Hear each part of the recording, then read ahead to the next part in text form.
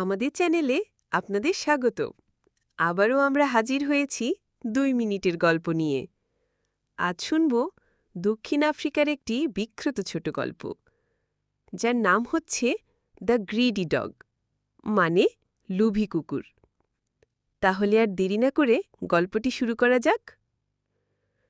দক্ষিণ আফ্রিকার লিম্পোপো নদীর ধারে একটা ছোট গ্রামে একটা কুকুর থাকত। সে ছিল খুবই ক্ষুধার্ত। সারা দিন রাস্তায় ঘুরে ঘুরে খাবারের খোঁজ করত। একদিন তার ভাগ্য খুলে গেল। এক কসাইয়ের দোকানের সামনে সে একটা রসালো মাংসের টুকরো পেল।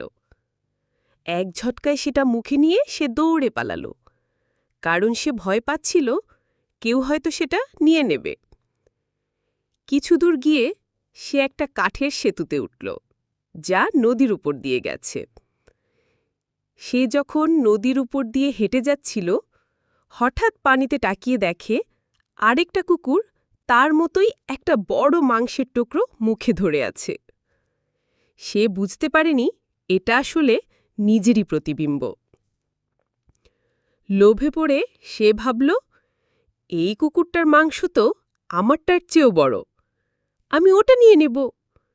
এই বলে সে মুখ খুলে ঘেউ করে ডাকল, আর ঠিক তখনই ঝাপাত, তার মুখে থাকা মাংসটা নদীতে পড়ে গেল আর ফেঁসে গেল। লোভী কুকুরটা কিছুই পেল না। ক্ষুধার্ত অবস্থায় দুঃখে আর অনুশোচনায় সে ফিরে গেল। এই গল্পের নৈতিক শিক্ষা হল, লোভ করলে নিজের যেটুকু আছে সেটাও হারাতে হয়।